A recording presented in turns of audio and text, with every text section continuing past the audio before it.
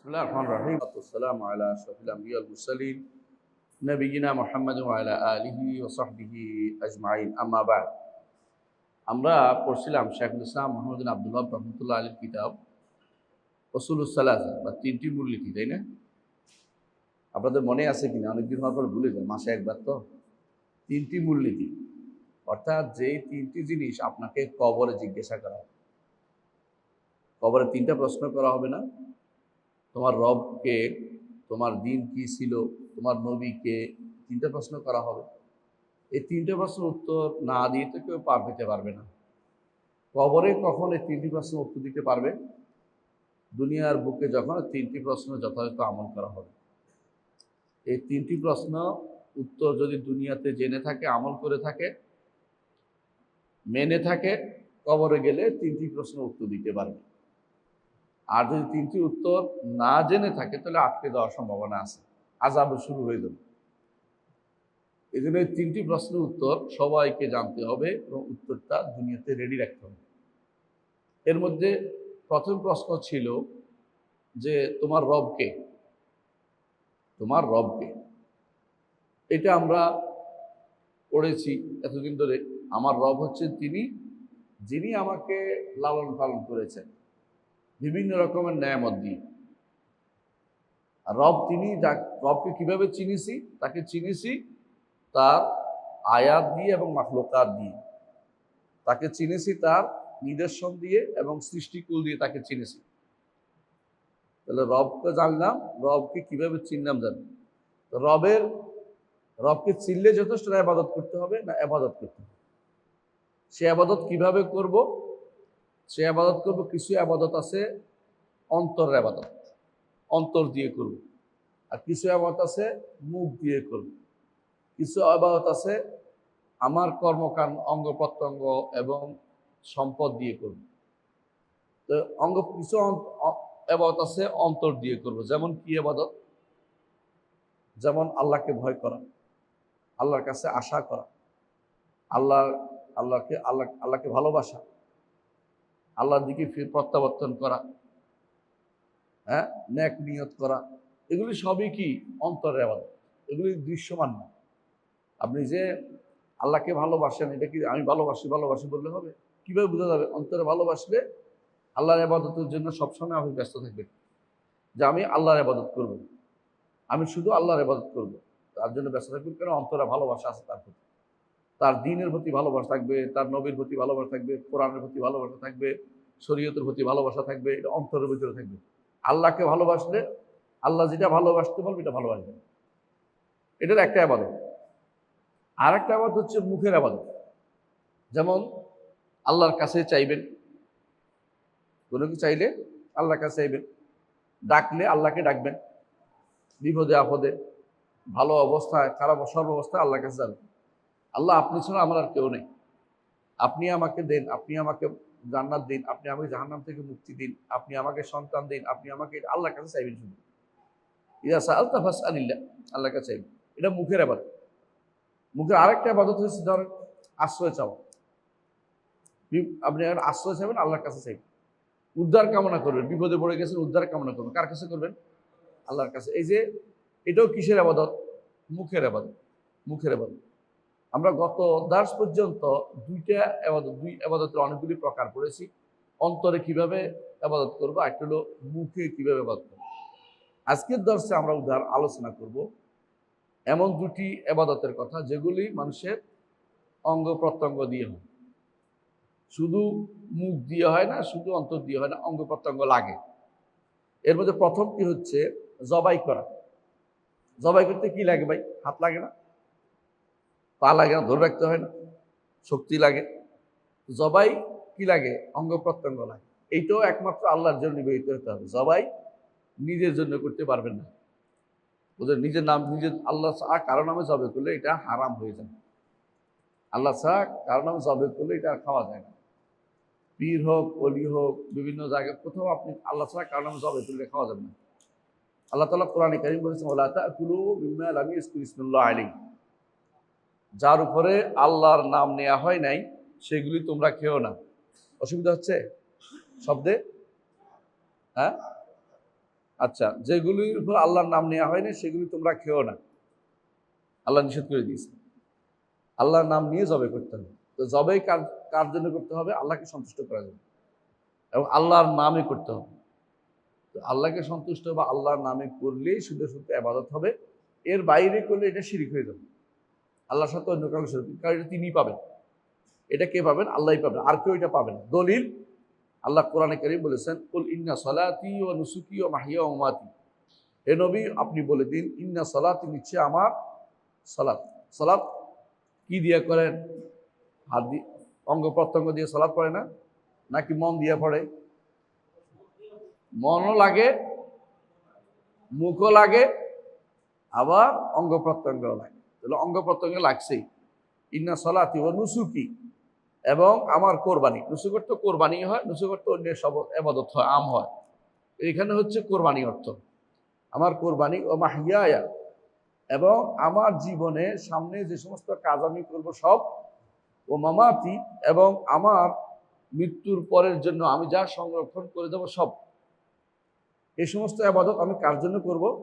লিল্লাহি রাব্বিল আলামিন, একমাত্র আল্লাহর জন্য। তিনি রব্বুল আলামিন, তিনি সমস্ত ইউনিভার্সের রব, সমস্ত জগৎ, সমস্ত সৃষ্টিকুলের রব হচ্ছেন কে? সৃষ্টিকুলের রব হচ্ছেন আল্লাহ তাআলা। তার জন্য আমি সবকিছু করব। তো আপনার আমার অঙ্গ প্রত্যঙ্গ দিয়ে করা যাবতীয় ইবাদত আল্লাহর জন্যই করতে হবে। মুখ দিয়ে করা ইবাদত যেমন আল্লাহর জন্য করি, অন্তরে ইবাদত যেন আল্লাহর জন্য করি। মনে রাখবেন, কোনো ইবাদত অন্তর ছাড়া হয় না। অন্তর লাগে, সাথে মুখ লাগে, অন্তর লাগে, সাথে অঙ্গ প্রত্যঙ্গ লাগে। তাহলে অন্তর লাগে, অঙ্গ প্রত্যঙ্গ লাগে, অথবা অন্তর লাগে অথবা মুখ লাগে। হ্যাঁ, সাধারণত উল্টাপাল্টা বের হইলে যেগুলো কেউ মন থেকে বলে নাই সেগুলি শিরকে আসগরে চলে যায়, আর যেগুলি মন থেকে বলছে শিরকে আকবরে চলে যায়। যেমন একজন মানুষ শপথ করলো, কাবার শপথ করছে, কাবার শপথ করছে। এখন যদি মুখ থেকে বেরিয়ে গেছে কাবার শপথ, এটা তো শিরকে আসগর হয়েছে। আর যে মনের ভিতরে স্থান দেয় যে কাবা অনেক কিছু, কাবা আমার উপকার অপকার করতে পারে, তাহলে এটা শিরকে আকবর হবে। তাহলে অন্তরে থাকা এরকম জিনিস, যেমন ধরেন একজন বলে ফেলছে হঠাৎ করে যে আপনি আর আল্লাহ, আপনি আর আল্লাহ, মন থেকে ভাগ্য আল্লাহকে শরীক করেনি, কিন্তু মুখ দিয়ে বলে ফেলছে, এটা কিন্তু শিরকে আসগর। কিন্তু মনে আসে যে আপনিও পারেন আল্লাহও পারেন, তাহলে শিরকে আকবর হয়ে যাবে। তাহলে বোঝা গেল যে যে কোনো ইবাদতের প্রাণ কিন্তু মূল হচ্ছে অন্তর। আর অন্তরের সাথে কখনো অন্তরে শুধু ইবাদত হয়ে যায়, যেমন ভালোবাসা, যেমন আশা, যেমন ভয়, যেমন ভরসা, এগুলি অন্তর দিয়েই হয়ে যায় ইবাদত। আর কোনো কোনো ইবাদত অন্তর সাথে মুখ, আবার কোনো কোনো অন্তর সাথে অঙ্গ প্রত্যঙ্গ, কোনো কোনো ইবাদত অন্তর সাথে মুখ সাথে অঙ্গ প্রত্যঙ্গ তিনটেই লাগে। যেমন সালাত যদি কমপ্লিট করতে হয় একটা সালাত, তাহলে আপনার তিনটেই লাগবে। তিনটে লাগবে না? যখন আপনি প্রথম বলেন আল্লাহু আকবার, তাই না? এটা মুখ লাগতেছে, তাই না? তারপরে কেরাত পড়তেছেন, মুখ লাগতেছে। তারপরে যখন রব্বানা লাকাল হামদ বলতেছেন, আল্লাহর কাছে অন্তর থেকে আল্লাহর কাছে সাহায্য চাচ্ছেন, সব ইয়াকা নাবুদু ইয়াকা নাস্তাইন বলতেছেন, মন থেকে সাহায্য চাচ্ছেন, অন্তরে ইবাদত হচ্ছে। আবার যখন অঙ্গ প্রত্যঙ্গ নাড়াচ্ছেন, উঠতেছেন, দাঁড়াচ্ছেন, রাফিয়াদান করতেছেন, এগুলি আবার অঙ্গ প্রত্যঙ্গের ইবাদত হচ্ছে। সালাতের মধ্যে তিন রকমের ইবাদতই আছে। অন্তর ইবাদত, হাতে অঙ্গ প্রত্যঙ্গ, হাতে মুখের ইবাদত এবং অঙ্গ প্রত্যঙ্গের ইবাদত। অন্তর, মুখ, অঙ্গ প্রত্যঙ্গ, তিন রকমের ইবাদত সালাতের মধ্যে আছে। এটা একটা সালাতে বহু রকমের ইবাদত আছে। এই জন্য সালাত সর্বোত্তম ইবাদত। ঈমানের পরে সর্বোত্তম ইবাদত হচ্ছে সালাত, কারণ এটার মধ্যে সব আছে। এই যে 2 রাকাত সালাত যদি আপনি মন থেকে সুন্দর করে মুখে যা বলার তা বলবেন, অঙ্গ প্রত্যঙ্গে তা প্রতিপালন করবেন, আপনার এটা সুন্দর ইবাদতে পরিণত হয়ে যাবে। এই জন্য সুন্দর ইবাদত হচ্ছে সালাত। সমস্ত ইবাদতের মূল হচ্ছে সালাত। কোরআন তিলাওয়াতের মধ্যে মুখের ইবাদত আছে, অঙ্গ প্রত্যঙ্গের ইবাদত আছে, অন্তর ইবাদত আছে। মুখের ইবাদত কি? মুখের ইবাদত হচ্ছে আপনি করতেছেন, কিন্তু এটা যদি অন্তর থেকে অর্থ বুঝে পড়ে তো 2টা ইবাদত হয়ে যাবে। আর যেটা বাস্তবায়নের নিয়ত করেন তো 3টে ইবাদত হয়ে যাচ্ছে। তাহলে আপনি বুঝতে পারছেন উত্তম, এমনি সর্বোত্তম ইবাদত হচ্ছে সালাত। সালাত হচ্ছে উত্তম ইবাদত, আর কিছু নেই, আর কোনো কিছু হইতে পারে না। এই জন্য যেই দিনে সালাত নাই, এই দিনে কোনো কল্যাণ নাই। এতক্ষণ যেগুলি বললাম, এটা অর্থ হচ্ছে সালাতের কিন্তু বিভিন্ন কি ইবাদতের বিভিন্ন রূপ আছে। ইবাদত কখনো অন্তর দিয়ে হয়, কখনো অন্তর এবং মুখ দিয়ে হয়, কখন অন্তর এবং অন্যান্য অঙ্গ প্রত্যঙ্গ দিয়ে হয়। এই যে মুখর্তলে জিহ্বা দিয়ে বলছে আর উদ্দেশ্য, এই এবাদতগুলোর মধ্যে আজকে আমরা যে আলোচনা করতে হচ্ছে এমন সব এবাদত যেগুলো কি হয় অন্তর এবং অঙ্গ প্রত্যঙ্গ দিয়ে হয়। যেমন জবাই, জবাই করতে হলে আপনি কিছু জবাই করতে হলে আপনার কি লাগবে? অবশ্যই অঙ্গ প্রত্যঙ্গ লাগবে, ধরতে হবে, আনতে হবে, টাকা খরচ করতে হবে, এগুলি আপনার লাগবে। এই জন্য এটা এবাদা বাদানিয়া বা শারীরিক এবাদতের ভিতরে অন্তর্ভুক্ত হচ্ছে জবাই। তো এটা কি করবেন? আল্লাহ তাআলা বলছেন যে বলুন যে আমার যাবতীয় সালাত, আমার যাবতীয় কোরবানি, আমার জীবনের যত কাজ করি আমি, আখিরাতের জন্য যত কিছু আমি সঞ্চয় করছি, সবই আমার রবের সন্তুষ্টির জন্য করছি। তিনি সন্তুষ্ট হলে এগুলি কাজে লাগবে, তিনি সন্তুষ্ট হলে এগুলি কাজে লাগবে। আপনি সালাত করছেন আল্লাহ সন্তুষ্টি বিধানের জন্য, নিয়ত ঠিক আছে, সব আছে, হবে, সন্তুষ্টির জন্য করছেন, আল্লাহ কবুলও করবেন।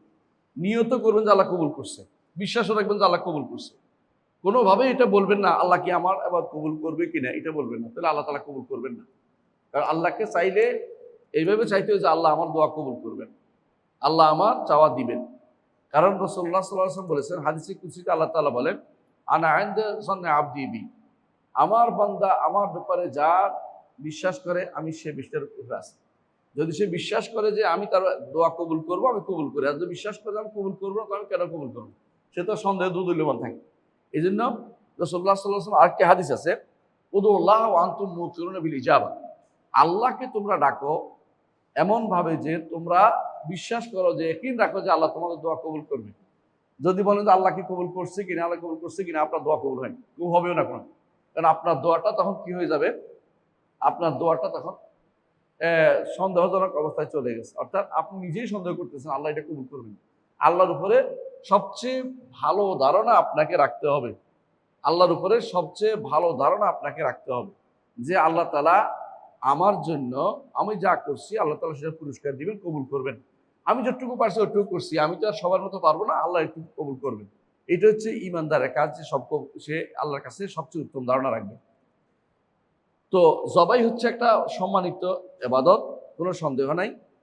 এগুলি হচ্ছে এবাদত মালিয়া বলা হয় বা আর্থিক এবাদত। এটা হচ্ছে ঈমানদারের যে অন্তরে আল্লাহর প্রতি বিশ্বস্ততা আছে, আল্লাহর প্রতি তার যে অন্তরের ডিভোশন আছে, এটা বোঝা যাবে তার ইয়ার মধ্যে, অঙ্গ জবাইয়ের মধ্যে, যে আল্লাহর জন্য জবাই করছে। আল্লাহর জন্য জবাই বস্তু কি আল্লাহ খায়? নাউজুবিল্লাহ। আল্লাহ কি রক্ত পায়? পায় না। আল্লাহ এটাই বলেছে যে লা ইয়ানালাল্লাহু লুহুমুহা ওয়ালা দিমাউহা ওয়ালাকিন ইয়ানালুহু তাকওয়া মিনকুম। আপনি যে জবে করছেন আপনিই খাবেন, কিন্তু আল্লাহ চাচ্ছে যে টাকা পয়সা খরচ করেন কিনা, নাকি কিপটামি করছেন, নাকি আপনি কিপটামি করে চলতে চাচ্ছেন, টাকা পয়সা খরচ করেন কিনা এটা আল্লাহ দেখতে চান। নইলে টাকা আল্লাহ দেয়, টাকা কে দেয়? আল্লাহ দেয়। কিন্তু মানুষ কি করে? টাকা পাইলে তখন নিজের মনে করে আমি এটা জোগাড় করেছি, এটা আর কে পারে, আমি তো এটা করলাম। আল্লাহ তাআলা 3 বান্দাকে পরীক্ষা করেছেন, মনে আছে আপনাদের? 3 বান্দাকে পরীক্ষা করেছে, হ্যাঁ, টাকওয়ালা, অন্ধ, আরেকজন হইল বধির, তাই না? বধির নাকি না, আরেকজন হইল কুষ্ঠরোগী। তো 3 জনকে আল্লাহ তাআলা পরীক্ষা করেছে। এর মধ্যে 2 জনেই বলছে আমি আমার বাপ দাদা থেকে পেয়েছি, এগুলি টাকা বহুত কষ্ট করে রোজগার করতে হতো, কিছু দেয় নাই। আর একজন কি বলছে? আমি অন্ধ ছিলাম, আল্লাহ আমাকে দিয়েছে, তুমি যা পছন্দ হয় তা এখান থেকে নিয়ে দাও। তো লোক কি বলেছে? ফেরেশতা বলছে তোমার সম্পদ তোমারই থাক, আমি তোমাকে পরীক্ষা করেছি। এখানেও দেখেন আল্লাহ তাআলার সম্পদ কিন্তু আল্লাহই দেয়, কিন্তু পরীক্ষা করে কি আল্লাহর জন্য দেয়, কোরবানি দেয় কি দেয় না। অনেক মানুষ আছে পয়সাওয়ালা কিন্তু কোরবানি দেয় না। সে নতুন নতুন থিওরি চালু করবে। কি চালু করবে? একবার বলবে যে এইটা জবে করা, পশু জবে করা, হ্যাঁ, নারীর পশুর প্রতি নির্দয়তা ইত্যাদি ইত্যাদি, এতগুলি পশু জবে করে ফেললো, হাই রে শেষ হয়ে যাবে। অথবা এই জাতীয় কথা, টাকা অন্যখানে খরচ করা যায়, কি জন্য আমরা এটা জবে করবো, মানে এই জাতীয় কথা ফালসাফা আছে। এখন বসে বসে দর্শন বানাবে, একটা চিন্তা বের করছে। কেন?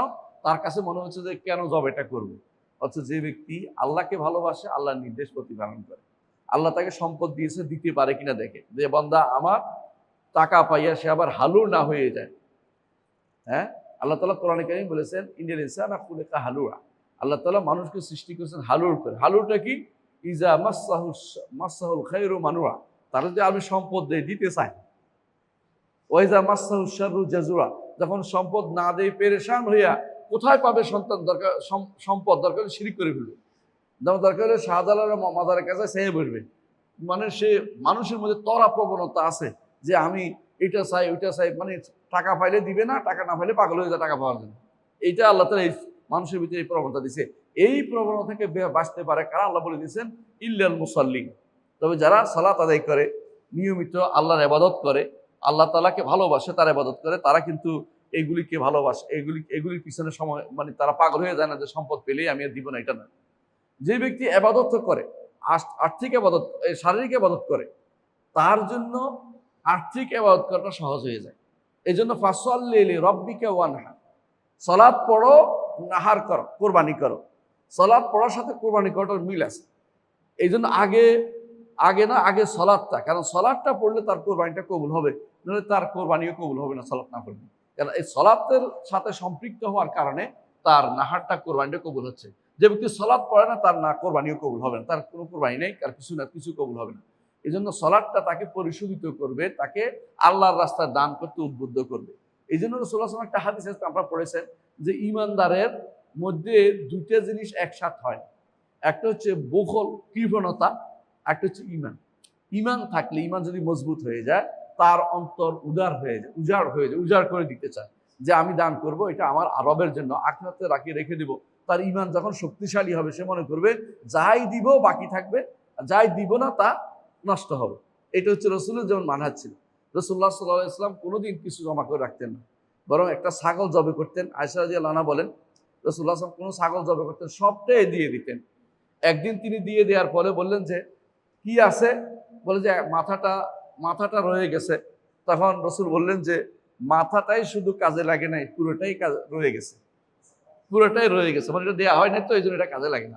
ওইগুলি ঠিকই আল্লাহর রাস্তায়, আল্লাহর হাতে চলে গেছে, মানে ওইগুলি আল্লাহ তাআলার কাছে চলে গেছে। ইমানদার এই কোরবানি আর্থিক ইবাদত করতে অনেকেরই কষ্ট হয়, বুঝছেন না কথাটা? আর্থিক ইবাদত, মানুষ সাধারণত আর্থিক ইবাদতের মধ্যে মানে মজা পায় না। সে অন্য অনেক কিছু করে কিন্তু টাকা পয়সা দিতে চায় না, টাকা পয়সার ক্ষেত্রে খুবই কিপটামি করে। আপনি দেখবেন অনেকেই যখন দেখবেন যে ব্যাংকের টাকা সব চলে গেছে, তখন হায় রে আমার এত লাখ টাকা চলে গেছে। এর আগে কিন্তু কেউ জানে না তার এত লাখ টাকা আছে। হয়তো সে ফকিরকে টাকা 1 টাকাও দেয়নি, অথবা গরিবকে দেয়নি, আত্মীয় স্বজনকে দেয়নি। টাকা যাওয়ার পরে মনে হয় টাকাটা তো চলে গেলেও হায় হায়, আর একদিন সময় পেলে আমি কিন্তু এবার সবাইকে দিব। যখন মরার সময় সবাই বলে যে যদি আল্লাহ যে এবার বাঁচায় রাখে, আমি ইনশাল্লাহ যাইয়া অনেকগুলো টাকা অমুখে দিব। আবার যখন সে ভালো হইয়া যায় আবার ভুলে হয়, কারণ টাকার মায়া অনেক বেশি, টাকার মায়া মানুষ ছাড়তে পারে। এই জন্য ইবাদত মালিয়া মানুষের অন্তরের বড়ত্বকে স্পষ্ট করে দেয়। মুহাম্মদ রাসূলুল্লাহ সাল্লাল্লাহু আলাইহি ওয়াসাল্লাম জীবনে কোনোদিন কাউকে না বলতেন না। যদি বলতেন, কেউ আসে চাইতো, কিছু না পাইতো, বলতে অপেক্ষা করো, দেখি কত কিছু পাই কিনা তোমাকে দেওয়ার জন্য। পরিবারের কাছে পাঠাইতেন, ওই সাহাবীদের কাছে পাঠাইতেন, তোমার কাছে কিছু আছে কিনা, ওর কাছে কিছু আছে কিনা, এই লোকটা অভাবী, তাকে কিছু দিতে চাচ্ছি, কিন্তু নো করতে পারতেন না, তার অন্তরে বাজত। অথচ আমরা কিন্তু আমাদের আত্মীয় স্বজনের খোঁজ খবর নেই না দেওয়ার ক্ষেত্রে। নিজেরা যতক্ষণ পারবেন নিজের সম্পদের পরে বাকিটা দান করার চিন্তা করবেন, কারণ আপনি যেটা দিবেন এটাই আপনার আছে, আর যেটা খরচ করবেন নিজে খরচ করবেন, নিজে খরচ হয়ে গেছে। আর যেটা বাকি রাখবেন এটাও আছে, আর যে রেখে যাবেন এটা আপনার না, এটা সম্পদ হচ্ছে, এটা মালিককে, ওয়ারিশরা মালিক, আপনি এটার মালিক হইতে পারেন না। ওয়ারিশ খারাপও হইতে পারে, ভালো হইতে পারে। ন্যাক সন্তান হইলে আপনার জন্য হয়তো দিবে কিছুদিন, কবরের মাটি যেদিন যত পুরান হবে, বাবাকে তত মানুষ তাড়াতাড়ি ভুলে যাবে, বাবার সম্পদের কথা ভুলে যাবে, কার সম্পদ খাচ্ছে সেটাও সে ভুলে যাবে, বাবার জন্য কিছু দিতে চাইবে না। সদাকা জারিয়ার যে সুযোগটা সে নিবে না, অনেক সময় মানুষ নেয় না। এই জন্য এই উত্তম ইবাদতের মধ্যে হচ্ছে একজন মানুষ আল্লাহর ইবাদত করবে, সাথে সাথে আল্লাহর আন্তরিক ইবাদত করবে এবং মুখের ইবাদত করবে, এবং সে সম্পদ দিয়ে দান করবে। এর মধ্যে একটা হচ্ছে জবাই করা আল্লাহর জন্য, জবাই করে নিজেও খাইতে পারবে, মানুষকেও দান করতে পারবে। এটা হচ্ছে এই উত্তম ইবাদতের অন্তর্ভুক্ত জবাই, যেটা আমরা বললাম। এই জন্য শাইখ হোসেন ইবনে তাইমিয়া রাহমাতুল্লাহ আলাইহি বলেন যে নাহারের সাথে, জবাইয়ের সাথে যদি কোনো কারো ঈমান ও ইখলাস জড়িত হয়, এ হচ্ছে আজীব জিনিস, যে মানুষের ভিতরে অনেক কিছু যুক্ত হয়ে গেছে। এই জন্য দেখেন যারা হজে যায় তাদের একটা জিনিস কোরবানি করতে হয়। একদিকে তারা অনেক রকম ইবাদত করে, কি তারা অন্তরে ইবাদত করে, মুখের ইবাদত করে, লাব্বাইক লাব্বাইক বলতেছে, আবার তারা জবাই করতেছে। এই জন্য রাসূলুল্লাহ সাল্লাল্লাহু আলাইহি ওয়াসাল্লামকে জিজ্ঞাসা করা হয়েছিল সবচেয়ে উত্তম হজ কোনটি, মাবরুর হজ কোনটি, যে হজটা কবুল হবে এটা কোনটা? রাসূল বললেন আল আজ্জু ওয়াত তাজ্জু। একটা হচ্ছে চিৎকার করতে করতে বলা লাব্বাইক আল্লাহুম্মা লাব্বাইক লাব্বাইক লা শারীকা লাক লাব্বাইক ইন্নাল হামদা ওয়ান নি'মাতা লাকা ওয়াল মুলক লা শারীকা লাক, এটা মানে গলা ফাটাইয়া বলা যত বেশি থাকবে। আর দ্বিতীয়টা হচ্ছে যেটাতে কোরবানি আছে, অর্থাৎ কারণ সে দুইটা জিনিস করেছে, আন্তরিক আবাদত, মুখের আবাদত, আর সে অঙ্গ প্রত্যঙ্গের সম্পদের আবাদত পর্যন্ত সম্পদ দিয়ে আবাদত করতেছে। মানে এই লোক হচ্ছে সেরা, যে সব রকমের আবাদত মিলেছে এই ইয়ার ভিতরে, হজের ভিতরে। এই জন্য তার আবাদত, তার হজটা মাবরুর হজ, মাকবুল হয়ে যাবে, কবুল হজ হয়ে যাবে। তাহলে বোঝা যাচ্ছে যে আল্লাহর কাছে আবাদতগুলির প্রাণ যেটা আছে, অন্তরের আবাদত থাকবেই, কিন্তু যে ব্যক্তি দিতে পারছে, সম্পদ থেকে দিতে পারছে, সে ব্যক্তি সেরা কাজটা করতেছে, আল্লাহর নামে সে দিতে পারছে। কারণ সম্পদ অনেক সময় মানুষ মরে যেতে লাগলো, সিন্ধুকের চাবি ছাড়ে না, বুঝলেন তো? ডাকাত আসছে, সব নিয়ে যাচ্ছে, হ্যাঁ, কিন্তু সিন্ধুকের টাকা দেয় না, সে ছাড়ে না, জানতে দেয় না, দরকার হলে জান দিয়ে দেবে, কিন্তু সিন্ধুকের ছাড়বে না, চাবি ছাড়ে না। কারণ এটা তো আমার দরকার জিনিস। হ্যাঁ, মনে রাখবেন যে টাকার মায়া মানুষের ভিতরে অনেক বেশি। এইটা আল্লাহ তাআলা এই জন্য কোরআনে কারীম বলেছেন ওমাইয়ুকা শুহা নাফসিহি ফাউলাইকা হুমুল মুফলিহুন। যারা অন্তরের কৃপণতা থেকে নিজেকে বাঁচাতে পারবে সে সফলকাম হতে পারবে। অন্তরের কৃপণতা থেকে বাঁচতে পারে খুব কম লোকেই বাঁচতে পারে। কারণ বেশিরভাগ মানুষের মধ্যে ভবিষ্যতের ভয়টা আছে। ভবিষ্যতের ভয় বুঝছেন? ভবিষ্যৎ কিভাবে চলবে, আমি এখন দিয়ে দিলে আগামী দিন কিভাবে চলবে, আগামী দিন কিভাবে হবে? না, আপনি দান করতে থাকুন, আগামী দিনও আল্লাহ আছেন। আজকে যেমন আল্লাহ আছেন, আগামী দিন চালাবেন। এমন বহু প্রাণী আছে যেগুলো আগামী দিনের চিন্তা, আজকেও চিন্তা করে, আগামী দিনের চিন্তা করে না। আল্লাহ এগুলির কি আগামী দিন খাবার না, নাকি মরে যায়? সবার খাওয়ার ব্যবস্থা আল্লাহ তাআলা করে। আপনাকে এটা বলা হয়, দেউলিয়া হইতে বলা হয় না, কিন্তু দান করতে বলা হয়েছে। দানের মধ্যে এইটা যেন উদ্দেশ্য না হয় যে আমি আগামী দিন কি খাবো না রেখে দেই। এটা শুধু মানুষ এবং পিঁপড়া শুধুমাত্র জমা করে, আর কোনো প্রাণীকে দেখবেন না জমা করে রাখছে, খেয়ে শেষ করে ফেলে। তার মনে আজকেরটা আজকে, কালকেরটা কালকে, তার ভবিষ্যৎ চিন্তা টেনশনে মরেন। আর আমাদের মধ্যে শয়তানের একটা বড় অস্ত্র হচ্ছে ভবিষ্যতের চিন্তা করা। এই জন্য দেখবেন যে ভবিষ্যতের চিন্তা করে মানুষ সন্তানকে কাফের দেশে রেখে আসতেছে, অথচ ইমান নষ্ট করেছে। কাফের দেশে কেউ গেলে সে যে কি চিজ, আজকে আমাকে একজন মেসেজ দিল, তিনি আয়ারল্যান্ডে থাকে, বাংলাদেশ চলে আসছিল, আবার গেছে, তার চাকরি করবে, চলে আসবে আবার। তো বলছে আমি গেছি আমার ভাইয়ের কাছে জার্মানিতে, যাই দেখি যে গিটার কোনো বিষয় না, কাপড় চোপড়ের শর্ট কাপড় পরা কোনো বিষয় না। আমার ভাইয়ের পরিবার এমন অবস্থায় চলে গেছে যে আমি আর তাকাইতে পারলাম না। আমি আবার ফিরে চলে আসছি, আয়ারল্যান্ডে দেশে চলে আসবো, আমি আর চোখ খুলে মানুষের তাকাইতে পারি না, যেদিকে তাকাই শুধু হারাম দেখি। কিন্তু তারা কেন গেছে বলেন তো? ভবিষ্যৎ নির্মাণের জন্য। বেশিরভাগ মানুষ ভবিষ্যৎ নির্মাণের জন্য কাফের দেশে পাড়ি দেয়। বেশিরভাগ মানুষ ভবিষ্যৎ নির্মাণের জন্য কাফের দেশের সন্তানদেরকে পাঠায়, কাফের দেশে পাঠায় সন্তানদেরকে, যে ওখানে তারা বড় হবে, ওখানে এই হবে সে হবে, তাদের ভবিষ্যৎ হবে। এই ভবিষ্যৎ যে তার ধ্বংসকারী, ধ্বংসাত্মক ভবিষ্যৎ, এটা সে চিন্তা করে না। শুধু দুনিয়ার অর্থ নিয়ে তার চিন্তা ভাবনা, দুনিয়াতে তার এইটা আছে ওইটা আছে, স্ট্যাটাস একটা জিনিস আছে, এটা নিয়ে তারা চিন্তায় মরছে। অথচ তার ঈমান রক্ষা করা হচ্ছে সবচেয়ে বড় কাজ। সম্পদ যেটুকু আছে এটুকু যদি কোনো কেউ যেটুকু আছে এগুলিকে প্রপার ইউটিলাইজ করে এবং এগুলিকে যদি আল্লাহর রাস্তায় দান করে কাজ করে, এটা হচ্ছে সবচেয়ে বড় কাজ। এই জন্য জবাই, আমরা যেটা বলছিলাম এতক্ষণ ধরে, জবাই একটা গুরুত্বপূর্ণ ইবাদত। ইবনে তাইমিয়া রাহমাতুল্লাহ বলছেন যে ঈমান ও ইখলাসের সাথে যদি কোনো জবাই যুক্ত হয় তাহলে এটা হচ্ছে সোনায় সোহাগা। এর চেয়ে উত্তম ব্যক্তি আর হইতে পারে, যে ব্যক্তি ঈমানও আছে, ইখলাসও আছে, সাথে সে দানও করছে, জবাই করতেছে আল্লাহর জন্য, সে ব্যক্তি পরিপূর্ণ। তার অন্তরের ভিতরে যে তার ঈমানের স্বাদ পেয়েছে, এটা প্রমাণ হচ্ছে যে সে ব্যক্তি আল্লাহর রাস্তায় দান করতে পারছে, জবাই করতে পারছে, মানুষকে দিতে পারছে। একটা ছাগল জবাই করি, আপনি কি চিন্তা করতে পারেন কিছু না খেয়ে আশেপাশে গরিবদের দিয়ে দিবেন? অনেকে চিন্তা করতে পারে না। আমার দেখা একজন ছিল, কোরবানি করার পরে বলছে কিছু রাখছে তার পরিবারের জন্য, অল্প কয়েক টুকরা, বাকিটা সবটাই দান করে ফেলছে আমার সামনে। আমি তার থেকেও শিখছি কিছু জিনিস, মাশাআল্লাহ। এটা বিশ্বাস, অনেকে আছে আগে যখন আমাদের ছিল না, ফ্রিজ ছিল না, তখন কিন্তু অনেকে দান একটু বেশি করতো। এখন পুরা পারে না, পুরা গরুটাকে ফ্রিজের ভিতরে ঢুকিয়ে ফেলতে, হ্যাঁ, পুরা গরুটা ফ্রিজে ঢুকিয়ে ফেলতে। কারণ গরিবদের চেয়ে আসলে তারা এক টুকরা দুই টুকরা দিচ্ছে, সে কয় দিনে এক কেজি গোস্ত বানাতে পারবে, অথচ আজকের দিনে তার জন্য তো তার ঘরে পৌঁছে দেওয়ার দরকার ছিল। এটা না করে গরিবদেরকে তো আমি রাস্তায় রাস্তায় হাঁটাচ্ছি, কারণ আমার ভিতরে লোভ, চোখের লোভটা যায় নাই, মানে চোখের ক্ষুধাটা যায় নাই। আমি যতই দান করি না কেন, জবাই করি না কেন, আমার উদ্দেশ্য হচ্ছে জবাই করে গোস্তটা খাবো। আমি যে দান করব আল্লাহকে খুশি করার জন্য, আমি কি কোরবানি করছি আল্লাহকে খুশি করার জন্য, এইটা আমার মাথার ভিতরে আসে না। হ্যাঁ, আপনি খাবেন। রাসূলুল্লাহ সাল্লাল্লাহু আলাইহি ওয়াসাল্লাম যখন একবার দুর্ভিক্ষ লাগলো, তখন কি বললেন যে 3 দিনের বেশি কেউ যেন খাবার জমা না করে, যাতে করে সবাইকে দিয়ে দেয়।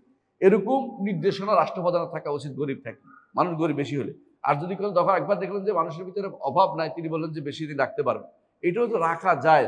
কিন্তু দান করাটা হচ্ছে উত্তম। 3 ভাগের 1 অংশ দান করা, 3 ভাগের অংশ গরিবদের দেয়া, 3 ভাগের 1 অংশ আত্মীয় স্বজনকে দেয়া, নিজের পরিবার, নিজের বন্ধু বান্ধবদেরকে, আর 1 ভাগ খাওয়া হলো নিয়ম।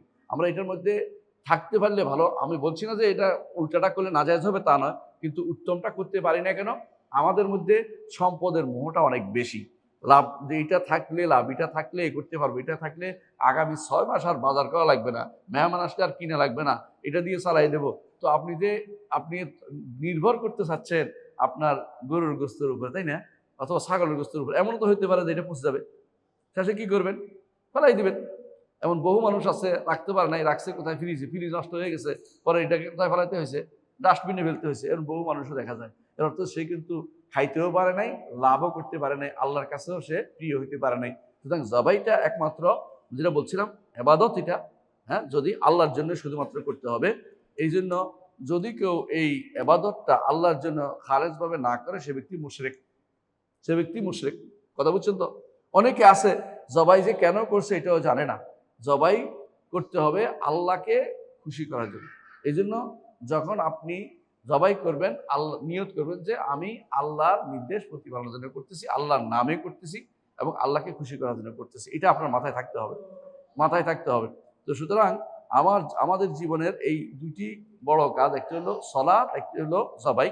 এই 2টার সাথে আমরা যেন আল্লাহর সাথে যেন কাউকে শরিক না করি। অনেক মানুষ আছে, আমি বুঝাতে পারছি এটাই, বুঝাতে চাচ্ছি এটাই, যে অনেক মানুষ আছে যারা জবাই করে মেহমান আসছে এই জন্য, তাই না? মেহমানের জন্য জবাই করে না। মেহমান গোস্ত খাবে, ঠিক আছে, আপনি যখন জবাই করবেন নিয়তটা করবেন কি? আল্লাহ সন্তুষ্টির জন্য তিনি মেহমান পাঠিয়েছেন, তাকে খাওয়াবো, তিনি নির্দেশ দিচ্ছেন, রাসূল নির্দেশ দিচ্ছেন মেহমানরা সম্মান করতে, আমি সম্মান করতেছি, হ্যাঁ, মেহমানের জন্য জবাই করতেছি, এটা নিয়ত করবেন, আল্লাহর জন্য জবাই করতেছি। মেহমান খাবে গোস্তটা, বলছি সমস্যা নেই, কথা বুঝছেন? হ্যাঁ, মেহমান খাবে, আপনার মনে আছে যে মেহমান খাবে, এটা কোনো সমস্যা নেই। কিন্তু আপনার নিয়তটা জবাই করার সময় কার কথা বলবেন? আল্লাহ। আপনি আল্লাহর নামে জবাই করবেন, এবং মনে যদি রাখতে পারেন যে এটা যে আল্লাহ তাআলা সন্তুষ্টির উদ্দেশ্য, তাহলে আরো বেশি ভালো। আর যদি বলেন যে আল্লাহর নামে জবাই করছি, গোস্ত আমরা খাবো, এটাও জায়েজ আছে। কিন্তু যদি এটা করতে পারেন যে আল্লাহকে সন্তুষ্ট করার জন্য রাখছি, এই গোস্ত আমি হইতে পারি, আমার মেহমান খাবে, আর মেহমান খাওয়ার কথা আল্লাহ রসুল বলছে, মেহমানের সম্মান করতে এই জন্য খাওয়াচ্ছি, তাহলে হচ্ছে সুন্দর 3টা জিনিস পাইল, এখলাস হইলো, নিয়ত ঠিক থাকলো, জবাইও ঠিক থাকলো, খাওয়াটাও হইলো। আর 2টা করতে পারেন, আল্লাহ নামে জবাই করলেন, গোস্তটা আপনি খান, এটা 2টা হইলো। 3 নম্বরটা হলো আল্লাহ সন্তুষ্টির জন্য, এটা পরিপূর্ণ আপনার জন্য আসলো না। কথা বুঝছেন তো? ইবাদতের এই সাইডটা অবশ্যই আপনার খেয়াল করতে হবে যে আল্লাহ ছাড়া কেউ অন্য কারোর জন্য যেন না হয়। আল্লাহর নির্দেশের জায়গাতে করলে জায়েজ আছে। যেমন আল্লাহ মেহমানদারি করতে আল্লাহ তাআলা বলেছেন, গরিবদের খাওয়াতে আল্লাহ তাআলা বলেছেন, এই জন্য খাওয়াচ্ছি, যেখানে আল্লাহ তার নির্দেশের জায়গা। আর নির্দেশের জায়গা নয় সেখানে করলে জবাই করতে পারবেন না। যেমন নির্দেশের জায়গা নয় কোথায়? শাহজালালের কবরে, তাই না? অথবা আপনাদের এখানে কবর একটা আছে, কার জানিটা? হ্যাঁ, শাহ আলী বাগদাদির মাজার, এই তো বুঝছেন, শাহ আলী বাগদাদির কবর। এটা করলেই আপনি মুশরিক। আপনি এটা কেন করেন? অনেকে বলতে পারে আল্লাহর নামে করতেছি, তো আল্লাহর নাম এটা মুখে দিলে হবে না, আপনি করছেন কি জন্য? এর খুশি করতে। আপনি কারে খুশি করার জন্য করছেন? কবরওয়ালাকে খুশি করার জন্য। আপনি কবরওয়ালার সম্মানার্থে করছেন, কবরওয়ালার সম্মানার্থে করছেন, আপনি মুশরিক। আপনার বিগত জীবনের সমস্ত আমল বরবাদ, আপনার সালাত বরবাদ হয়ে গেছে, আপনার যাকাত বরবাদ হয়ে গেছে, আপনার ঈমান শেষ হয়ে গেছে, আপনার হজ শেষ হয়ে গেছে, আপনি কষ্ট করে হজ করে আসছেন, সব শেষ হয়ে গেছে। যদি আপনি আল্লাহ ছাড়া কারোর জন্য জবাই করেন, তাহলে আপনার জীবনের এই আমলগুলি সব বরবাদ হয়ে যাবে। জবাই আপনি আল্লাহ ছাড়া কারোর জন্য করতে পারবেন না, তারও সন্তুষ্টজনক। অথবা অনেকে ভয় করে, বুঝছেন, 3 মাথার মধ্যে সেবা দেয়। সেবা বুঝুন তো? রাস্তার 3 মাথা রাস্তা আছে না, ত্রিমুখী রাস্তা আছে না, ওখানে অনেক সময় দেখবেন যে রাতের বেলা মুরগি দিয়ে রাখছে, ওই হাঁস দিয়ে রাখছে, খাবার দিয়ে রাখছে, এগুলি সেবা দেয়া বলে। কাকে দেয় জানেন? জিন শয়তানদেরকে খুশি করার জন্য। কেন? ভয়ে।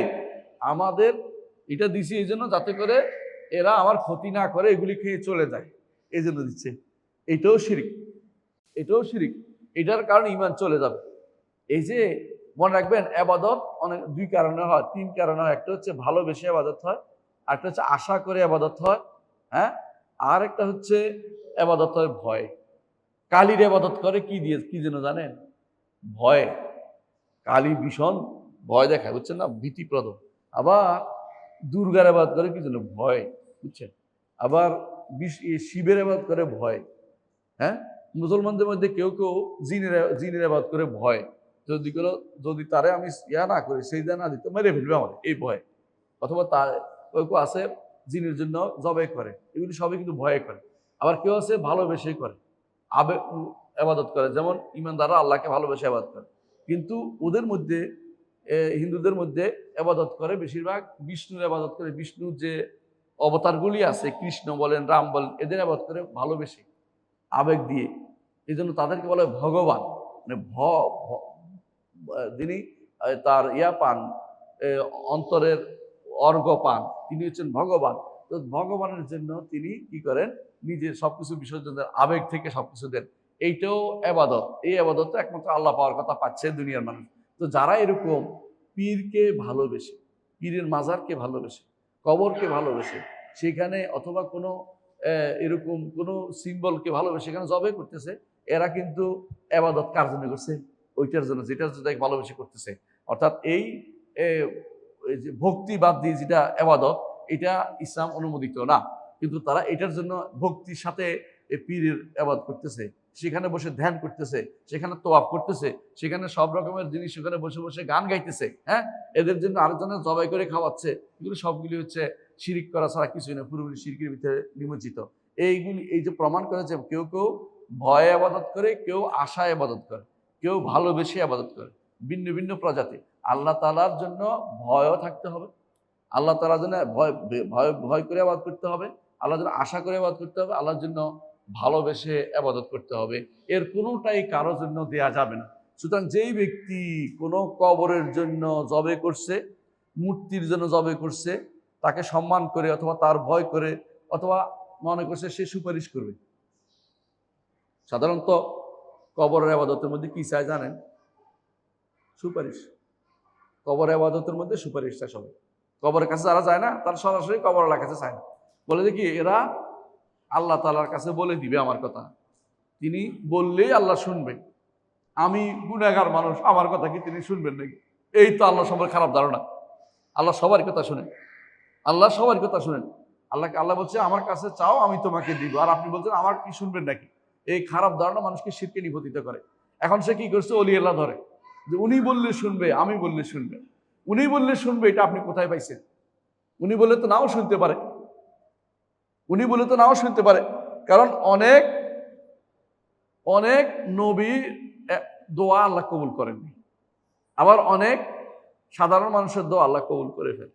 রাসূলুল্লাহ সাল্লাল্লাহু আলাইহি ওয়াসাল্লাম এই জন্য বলেছেন, রাসূলুল্লাহ সাল্লাল্লাহু আলাইহি ওয়াসাল্লাম এই জন্য বলেছেন যে এমন অনেক মানুষ আছে যাকে রাস্তা থেকে মানুষের দূরে তাড়িয়ে দেয়, কোথাও মজলিসে গেলে বসতে দেয় না, কোথাও গেলে সম্মান দেখায় না, কারো বাড়িতে গেলে তাকে প্রস্তাব দিলে কোনো কথা শুনে টোনে না।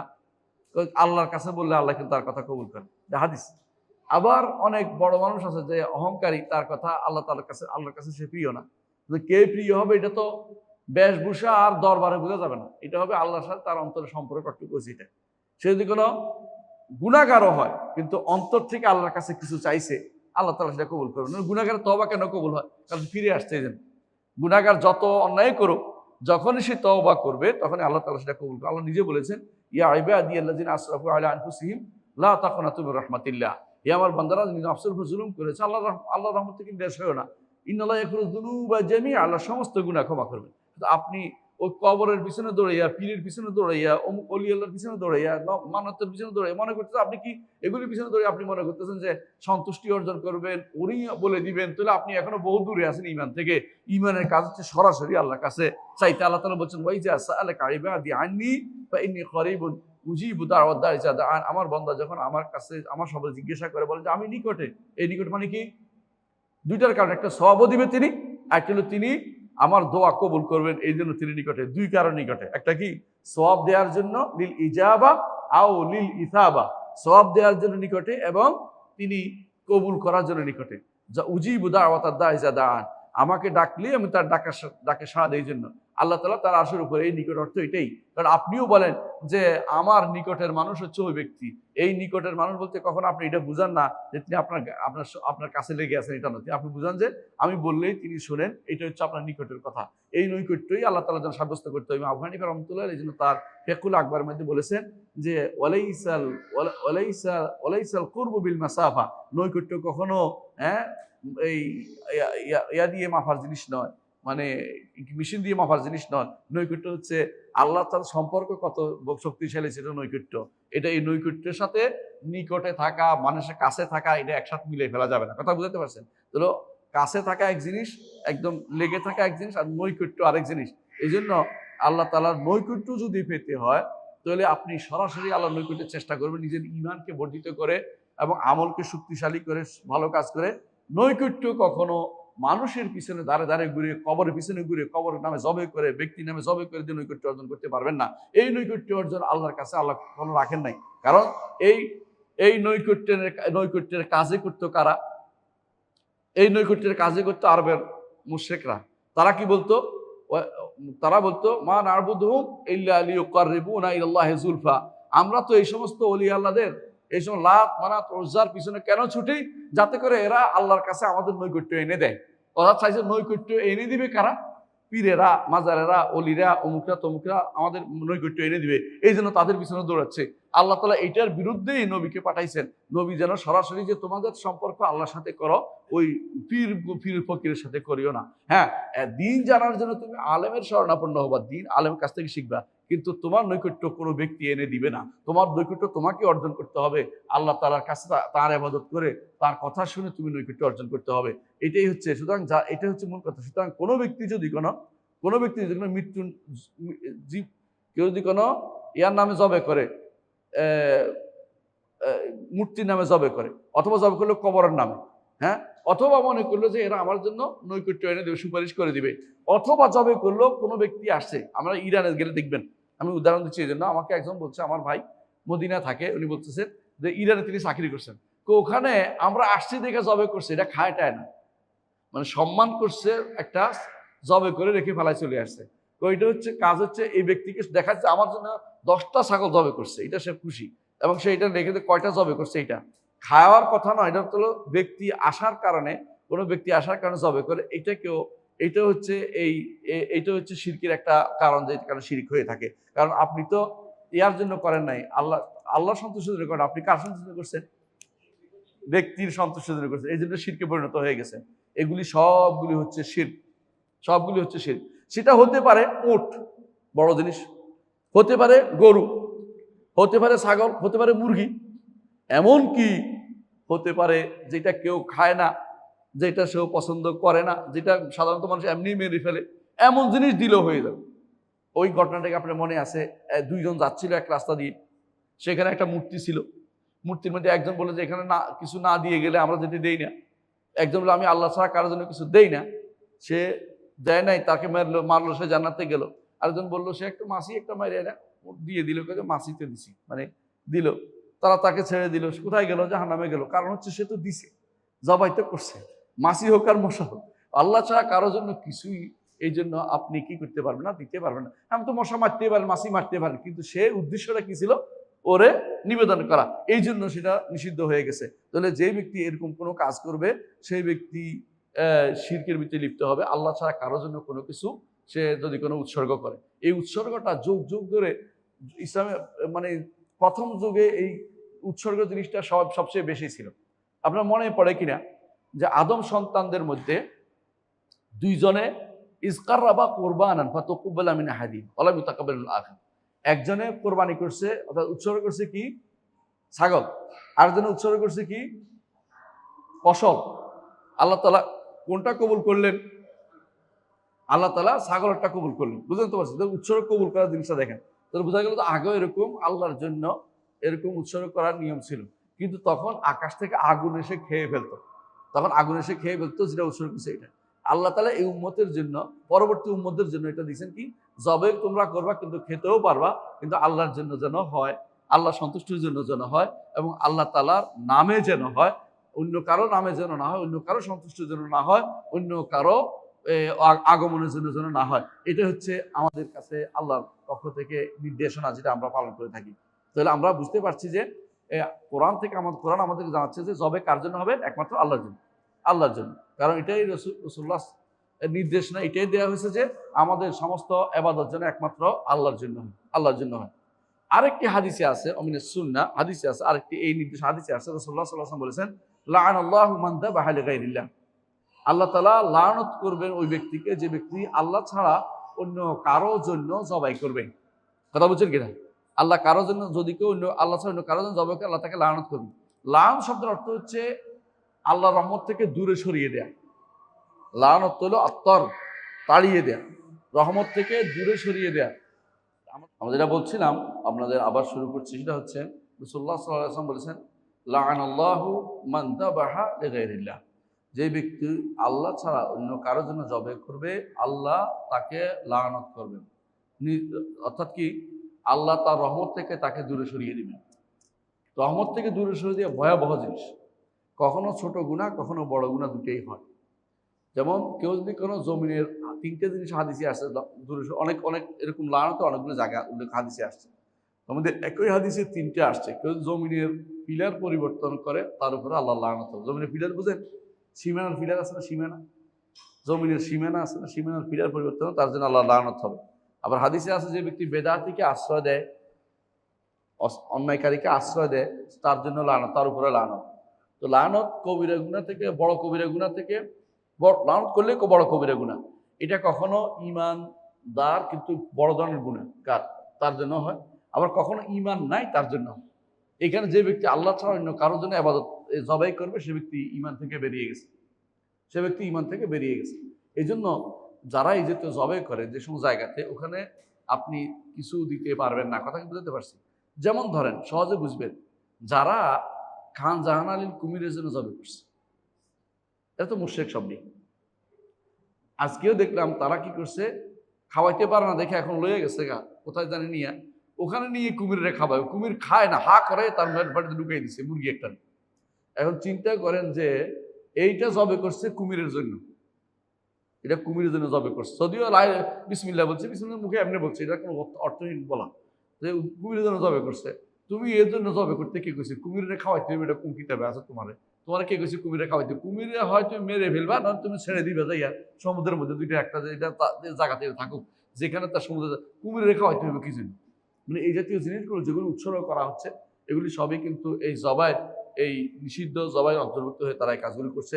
এর মাধ্যমে আল্লাহর রহমত থেকে মানুষ দূরে সরে যাচ্ছে, দুনিয়াতেও আখিরাতেও তারা মাহরুম হয়ে যাবে আল্লাহর রহমত থেকে। আল্লাহর রহমত হচ্ছে জান্নাত, জান্নাত থেকে দূরে সরে যেন না যায়, সেই জন্য আল্লাহ ছাড়া কারো নামে জবাই করা যাবে না, আল্লাহ ছাড়া কারো সন্তুষ্টির জন্য জবাই করা যাবে না, আল্লাহ ছাড়া কোনো ব্যক্তির জন্য, কোনো ব্যক্তির কোনো আখরাতে জবাই করা যাবে না।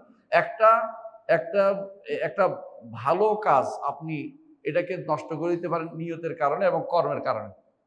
জবাই করা আল্লাহর জন্য হলে সব গোশত আপনি খাবেন, কোনো সন্দেহ নেই, তেমন। কিন্তু আপনি যদি কোনো সেটাই নিয়ে অলি আল্লাহর দরবার নিয়ে জবাই করছেন, এরপর গোশত নিয়ে আসেন, তাহলে শিরক হয়ে গেছে। বুঝলেন না কথাটা?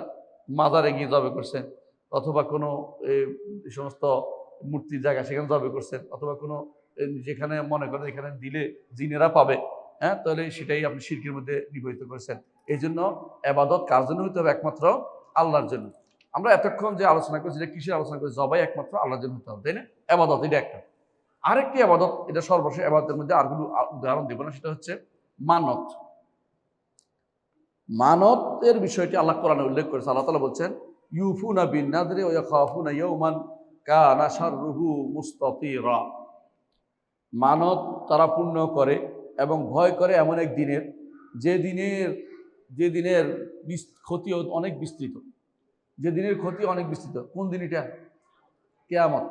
ওই দিনের ভয় করে এবং তারা মানত পুরা করে। আল্লাহ কিন্তু মানত করতে কোথাও বলেন নাই। রসুলও বলেন নাই। রাসূলুল্লাহ সাল্লাল্লাহু আলাইহি ওয়াসাল্লাম এটা বলেছেন যে আন্নাজু লা ইয়াতি বিখায়র, মানত কোনদিন কল্যাণ নিয়ে আসে না। মানুষ কি করে, মানত কেন করে? এমনি দিবে না, আমারে দিলে আমি দিব। মানত বলে না, আল্লাহ তুমি আমার ছেলে ভালো করে দাও তো তোমারে আমি তোমার জন্য 100 রাকাত নামাজ পড়ে দিব। মানে এমনি নামাজ পড়বে না, ছেলে ভালো করলে পড়বে। মানে আল্লাহর সাথে একটা ফাটাফাটি শুরু হয়েছে, তুমি দিলে আমি দিব, নইলে আমি দিব না। এই জন্য এটা কোনো ভালো কাজ না, এটা জায়েজ নাই, এই জাতীয় মানত করা উচিত না। যদি কেউ করে ফেলে যে আল্লাহ, যার মানতের প্রকারগুলো দেখেন, একটা হচ্ছে এটা বলা যে আল্লাহ আমি তোমার জন্য 100 রাকাত নামাজ পড়বো। কোনো বলে নাই যে আমার এটা ভালো করলে করবো, এটা না। এমনি বলছে যে আমি মানত করলাম যে আমি আপনার জন্য আমি 2টা রোজা রাখবো, 3টা রোজা রাখবো, এটা জায়েজ আছে, এটাতে কোনো সমস্যা নেই, এটাতে কোনো সমস্যা নেই। কিন্তু যদি তখন বলবেন যে আল্লাহ আমাকে দিলে আমি তোমাকে দিই, এইরকম বললে তখন দেখতে হবে 2টা জিনিস। একটা হচ্ছে যে জিনিসটা আপনাকে দিবে বলছে ওইটা জায়েজ জিনিস কিনা, আর যেখানে আপনি দিবেন ওইটা জায়েজ জিনিস কিনা, বুঝলেন? যেমন আপনি যদি বলেন যে আমাকে যদি কোনো আল্লাহ আপনি এবারে এই ফুটবলের খেলায় পাশ করাই দেন, তাহলে আপনার জন্য আমি 100টা টাকা দিই, কথার কথা। এখন ফুটবলে ফেল করলেও 100 টাকা দিতে, আল্লাহর জন্য দিতে বুঝছে না? অন্যায়টা করছে আপনি কি প্রথমে, কিন্তু আল্লাহর জন্য দেয়াটা বন্ধ দেখতে পারবে না, আল্লাহর জন্য দিতে বুঝছে না কথাটা? আপনি ফেল করার পর আপনি বিপদে পড়ছেন এটা বলে। আরেকটা হয়েছে, আপনি যদি বলেন যে আল্লাহ যদি আমি এবারে পাশ করি, এবার পরীক্ষায় পাশ করি, তাহলে আমি আপনাকে খুশি করার জন্য মাজারে 10টা টাকা দিই, এটা আপনি দিতে পারবেন না। পাশ করলেও ফেল করলেও এটা দিতে পারবেন না, এটা দিলে আপনি মুশরিক হয়ে গেছে। বুঝে আসছে কথাটা? তাহলে আপনি যদি মান্নাদার আইয়ুতি আল্লাহ ফালিয়ুতি, হাদিসে আছে যে আল্লাহর আনুগত্য করার কোনো মানত করে এটা পূরণ করতে হবে। আর যে ব্যক্তি অবাধ্যতার কোনো মানত করে, শিরকের কোনো মানত করে, এটা করতে পারবে না, এটা সে করতে পারবে না। পাইলো কি না পাইলো এটা সে করতে পারবে। আর যদি কোনো সে আনুগত্যের কোনো মানত করে, আনুগত্যটা করব কিন্তু কাজটা তার খারাপ ছিল, আনুগত্যটা করতে হবে, কাজ খারাপ ছিল গুনাহকে আলাদা পাবে, ডবল ব্যাপার, বিপদে আছে। মূলত মানত করতে শরীয়ত বলে না। মানত মানুষ কেন করে বলেন তো? অবলম্বন খোঁজে মানুষ। একটা মানুষ মনে করে ছেলে তো ভালো হচ্ছে না, শরীর তো ভালো হচ্ছে না, কি করা যায়, সঙ্গে সঙ্গে মনে করে মানত একটা অবলম্বনকে ধরলে বোধহয় আমার কেল্লা ফতে, কিন্তু মানতে তাকে ভালো করে না। যেটা তাকদীরে লেখা আছে এটাই হবে, মানতে একটু আগায় দেয় না, মানতের দ্বারা তার কোনো উপকার হবে না। অনেকে মনে করছে আমি মানত করলে আমার ছেলেটা ভালো হয়ে যাবে, কথা ঠিক না, এটা একটা ভুয়া। এই মানত করলে কোনো উপকার আসবে না, কিছু উপকার নিয়ে আসবে। রাসূল বলছে লা ইয়াতি বিখায়র, কোনো কল্যাণ নিয়ে আসে না। এই জন্য মানত করাটা ঠিক নয়, কিন্তু মানত পূরণ করার কথা কোরআনে আসছে। এই জন্য মানত পূরণ করতে বলা হয়েছে, কোথাও মানত করতে বলা হয়নি। কেউ যদি কোনো এরকম মানত করে, যেই মানতটা আমরা প্রথমবার বলেছি যে এখানে কোনো ঠেক ধরাধরি নেই যে আমারে দিলে আমি দিব, এরকম নাই, এমনি মানত করছে তো এটা করতে পারবে। যেমন কে করছিল? মারিয়ামের মা মারিয়াম আলাইহিস সালামের মা কি বলছে? আল্লাহ আমার পেটে যা আছে, সন্তান আসছে, আমি এটা আল্লাহর ঘরের জন্য দান করব। মনে করছে ছেলে হইব, সে দান করবে, দিন লেখাপড়া করবে, বড় আলেম হবে। কিন্তু আল্লাহ তাআলা পরে যখন বের হয়েছে তখন দেখলেন যে কি মেয়ে। বলছে আল্লাহ আমি তো ছেলে মনে করছিলাম, তো মেয়ে হয়েছে। আল্লাহ কি বললেন? বলাইছে যাকারা কালুনসা, কত ছেলের চেয়ে এটা বড় ভালো আছে, কারণ এটা সিদ্দিকা, এটা আল্লাহর নির্দেশে বিশ্বাস করবে। সাদ্দাকাত বিকালিমাত রাব্বিহা ওয়া কুতুবিহি, এই নারী তো সাধারণ নারী না, অসাধারণ নারী, সুতরাং কোনো সমস্যা নেই। কিন্তু আল্লাহ তাআলা এটাকে অ্যাপ্রিসিয়েট করেছে যে একজন মানুষ আল্লাহর জন্য সে দান করেছে, কথা এই মানটা করেছে। তাহলে এমন যদি মানত হয় যেটাতে কি নাই, বিকল্প চাওয়া নাই, আল্লাহর কাছে বরং মন থেকে উদয় করেছে, দিতে পারবে। আরেকটা প্রমাণ হচ্ছে রাসূলুল্লাহ সাল্লাল্লাহু আলাইহি ওয়াসাল্লামের কাছে একদিন ওমর রাদিয়াল্লাহু আনহু এসে বলেন, ইয়া রাসূলুল্লাহ, আমি বুয়ান একটা জায়গা না, বুয়ানাতে আমি একটি উট জবে করতে মানত করছিলাম। রাসূল বললেন যে ওখানে কি কোনো কবর আছে? বললেন না, কবর নেই। দেখছেন, আগে জিজ্ঞাসা করে নিছে ওখানে কোনো জাহিলি কোনো মেলা আছে? বললেন কোনো মেলা নাই। ওখানে কোনো জমায়েত আছে, ঈদ আছে? কোনো নাই। কত হলে তুমি পূরণ করো। মানে রাসূল সবটি দেখে নিছে, উদ্দেশ্য কি, তুই বুয়ানা খাস করছো কি জন্য? এখন বলেছে উদ্দেশ্য হচ্ছে ওখানে মানুষ আছে, ওরা খাবে, আল্লাহর জন্যই করছি, খাবার লোক খুঁজবে কোথায় ওখানে দিছে, এই জন্য মানুষরা খাচ্ছে। কয়বার করতে পারো এটা, কিন্তু জিজ্ঞাসা করে নিছে যদি কোনো মেলা থাকতো, যদি কোনো জমায়েত জায়গা থাকতো, ঈদের জাহিরি ঈদ থাকতো। জাহিরি ঈদ বুঝেন কিনা? জাহিলি ঈদ চিনেন? জাহিলি ঈদ হচ্ছে মুসলিমদের দুইটা ঈদ ছাড়া যত ঈদ পৃথিবীতে আছে সবগুলি জাহিলি ঈদ। তথাকথিত ঈদ মিলাদুন্নবী, তথাকথিত 15ই শাবান ঈদ বানাইলে, বুঝলেন না? অথবা মেরাজের রাত্রিকে ঈদের নামাজ বানাইলে, অথবা যদি কোনো কেউ ক্রিসমাস পালন করার জন্য আসে টাকা বানাইলে, অথবা যদি কোনো কেউ দুনিয়ার যে সমস্ত আজ দিবস পালন করেন, অমুক দিবস তমুক দিবস, দুনিয়ার এমনকি রাজনৈতিক দিবসগুলিও, এগুলিতে জবে করাও এটার ভিতরে পড়বে। কারণ রাসূলুল্লাহ সাল্লাল্লাহু আলাইহি ওয়াসাল্লাম নিষেধ করেছে কোনো ঈদের জন্য যেন না হয়। ইসলামে তো দুইটা ঈদ, এই দুইটা ছাড়া আর তো কোনো ঈদ নেই। সুতরাং বোঝা গেল আপনি ওইগুলি যারা ঈদ বানাচ্ছেন তারা জাহিলি ঈদ করছে। এগুলি ছাড়া যত ঈদ সব জাহিলি। সন্তানের জন্মদিন উপলক্ষে যেটা করতেছে দেখি জাহিলি ঈদ। এই এই এই এই সম্মেলন তো শরীয়ত বলে, একসাথে শরীয়ত বলে নেই, এটা আপনি কাফেরদের থেকে নিয়েছেন, কোনো সন্দেহ নেই। এই জাতীয় যত রকমের এই মানুষে পার্বণ বানাচ্ছে সবগুলি কিন্তু জাহিলি, কোনো সন্দেহ নেই। এই জাতীয় জিনিসগুলোতে রাসূলুল্লাহ এই জন্য জিজ্ঞাসা করে নিছে, ওমর ওখানে কি তাহলে কোনো কাফেরদের কোনো কিছু ছিল কিনা, ওখানে কোনো কবর আছে কিনা, কোনো এটা জিজ্ঞাসা করে। তারপর তখন তো কিছুই নাই, তাহলে তোমার মানত তুমি পূরণ করো। তাহলে মানত প্রথমে করা শরীয়তে নির্দেশনা দেয় না। যদি কেউ করে ফেলে তখন তার জন্য সেটা, যদি ভালো কাজের মানত করে সেটা পূরণ করতে হয়, যদি খারাপ কাজের মানত করে সেটা পূরণ করা যাবে না। খারাপের মধ্যে সবচেয়ে খারাপ হইল শিরকির জায়গাতে মানত করা, যে কবরে অমুক অমুক পীর সাহেবের কবরে আমি দিব, অমুক হুজুরের কবরে দিব, শাহ আলী বগদাদির কবরে দিব, শাহজালালের মাজারের কবর দিও, এই জাতীয় মানত করা পুরোটাই হচ্ছে কি শিরকি মানত। এই মানতটা জবাই হতে পারে, টাকা হতে পারে। 3 দিনে কত টাকা পাইছে? কত লাখ টাকা পাইছে? 16 লক্ষ, 17 লক্ষ, 17 লক্ষ টাকা থাকলে আপনার মসজিদে চারটা হয়ে যেত, মানে তালা সাদা হয়ে যেত, তাই না? সাদা একটা সাদ হয়ে যেত। মানে আপনি বুঝেন 3 দিনে মসজিদে সাদ হয়ে যায়। এটা কি জন্য দিচ্ছে আপনি বলেন তো? এগুলি সব কি জন্য দিচ্ছে? ওখানে মানত ছাড়া কি কারণ দিতে পারে টাকাটা? শিরক। তাহলে 17 লক্ষ টাকা যারা দিছে এরা সবই মুশরিক হয়ে আছে। হতে পারে 17 লাখ মানুষ, হতে পারে অর্ধেক মানুষ, হতে পারে 3 জনে দিছে, সবটি মুশরিক হয়ে আসছে। একটা টাকা দিলে মুশরিক, কবরে একটা টাকা দিলে মুশরিক। ইসলাম কবরকে কখনো বাধাই করতে বলে নাই, কবরের নাম লিখতে নিষেধ করেছে, কারণ যাতে করে এটা সম্মান শুরু, অতিরিক্ত সম্মান শুরু না হয়ে যায়।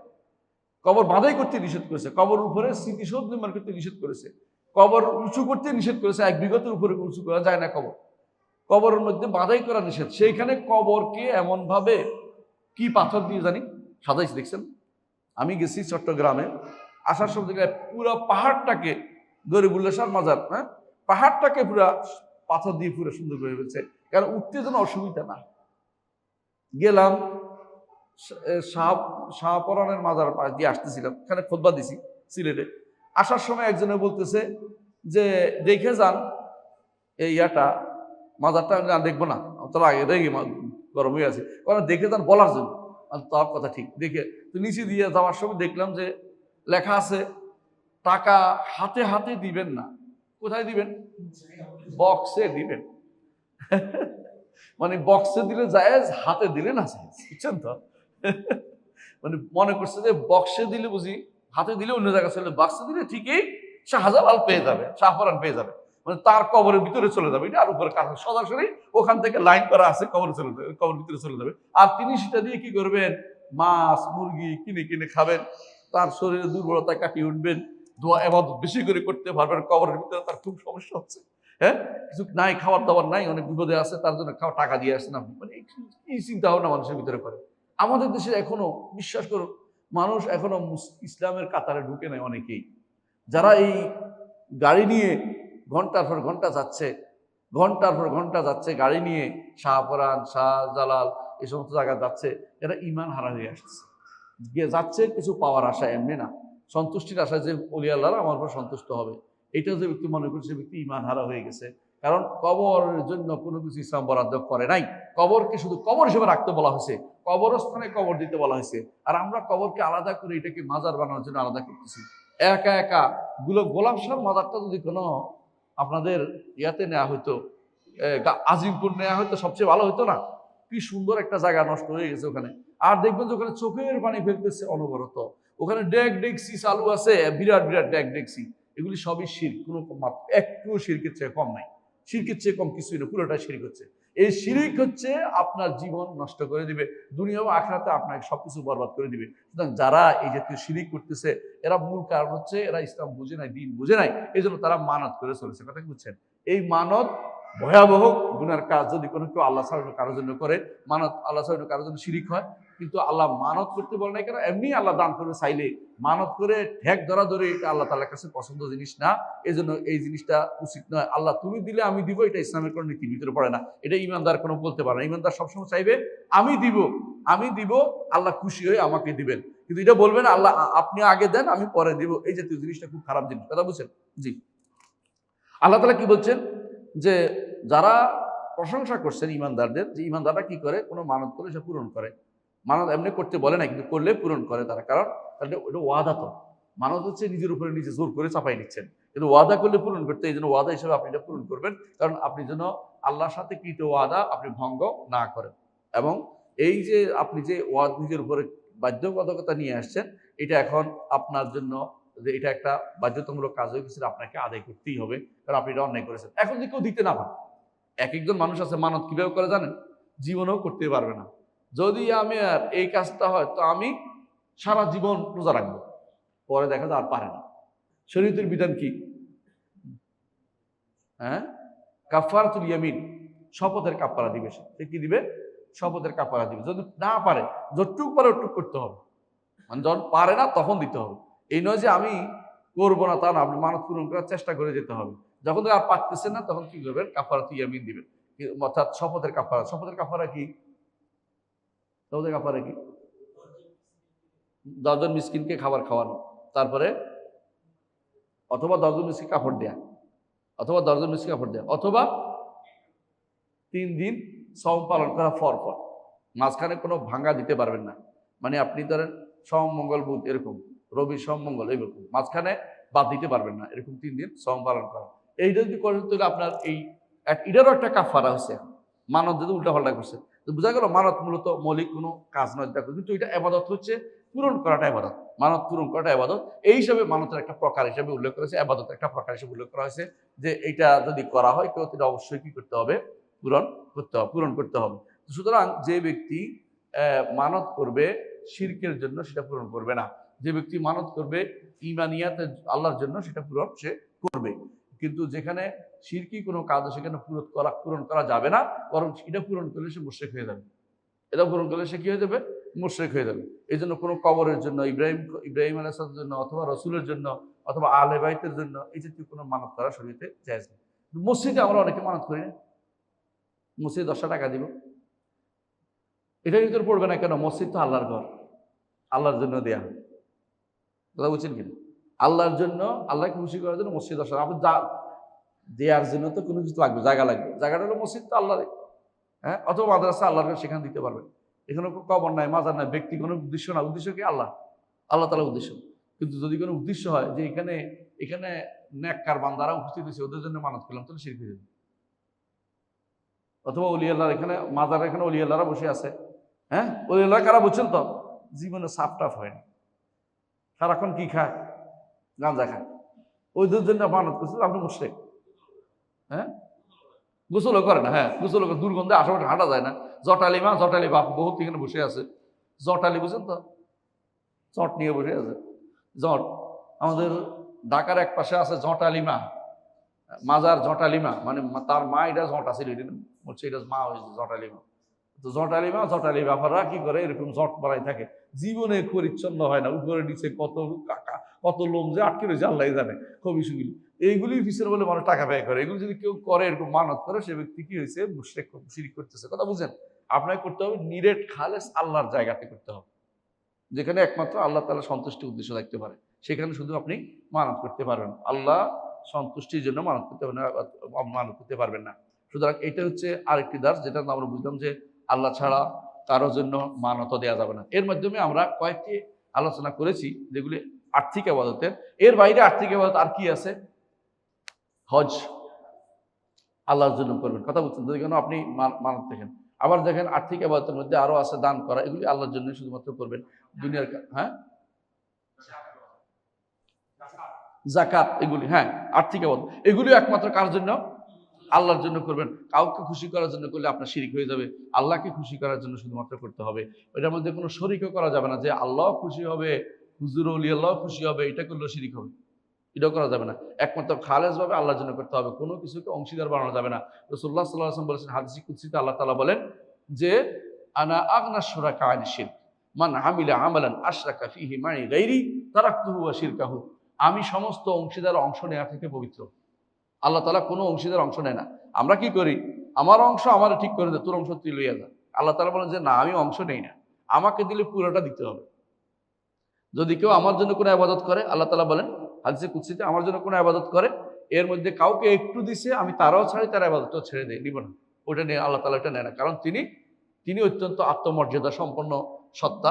তিনি কারো কোনো অংশ নিয়ে তার কোনো দরকার লাগে না। এই জন্য তিনি অংশ, তার এমনিতে আমাদের তার কোনো কিছু বাড়ে না কমে না, বরং এগুলি আমাদের উপকার আসে। অংশ দিলে তিনি নিবে না। আল্লাহর জন্য পুরো সালাতটা দিতে হবে। সালাতের মধ্যে যদি কোনো আপনি কি দেন, একটা অংশ মোতাল্লি সাহেবের জন্য দেন, হ্যাঁ, তাহলে পুরোটাই গেছে মোতাল্লি সাহেবের কাছে, চলে গেছে, আল্লাহর কাছে আর যায়নি। হ্যাঁ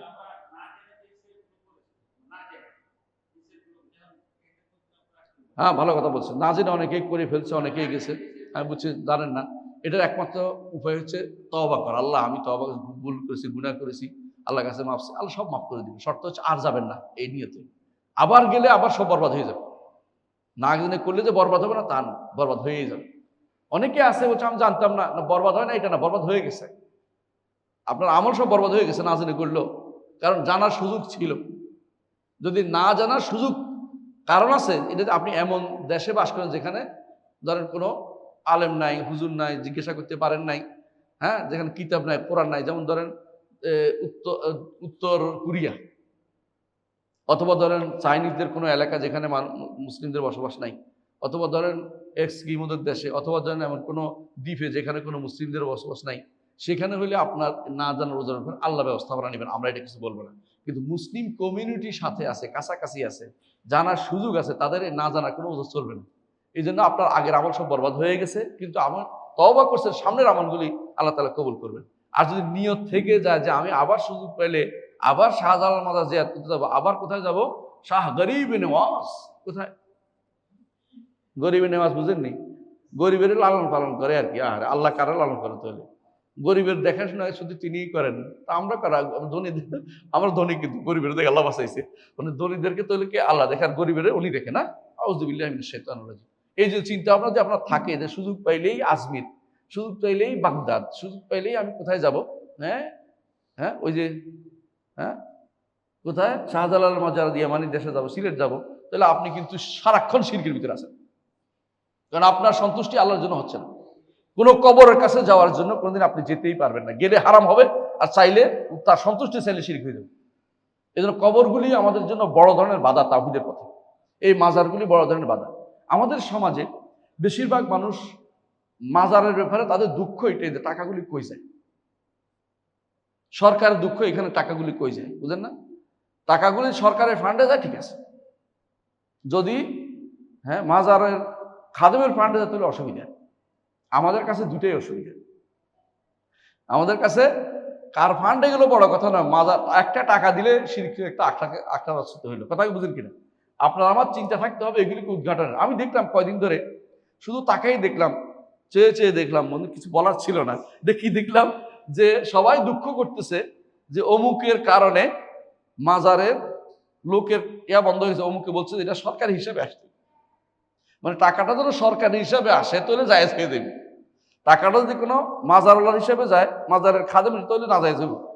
আমরা বলতেছি টাকাটা যেন উসুল না হয়, কোনো টাকা না দেয়া হয়, এটা ব্যবস্থাপনা করতে হবে। শাহজালাল রহমতুল্লাহ আলাইহি মারা গেছে আজ থেকে কত বছর আগে, ধরেন 700 বছর, 700-800 বছর ধরেন, আমি হিসাব সূক্ষ্ম হিসাব নাই করলাম, 700-800 বছর ধরে শিরকের আখড়া তৈরি হয়েছে।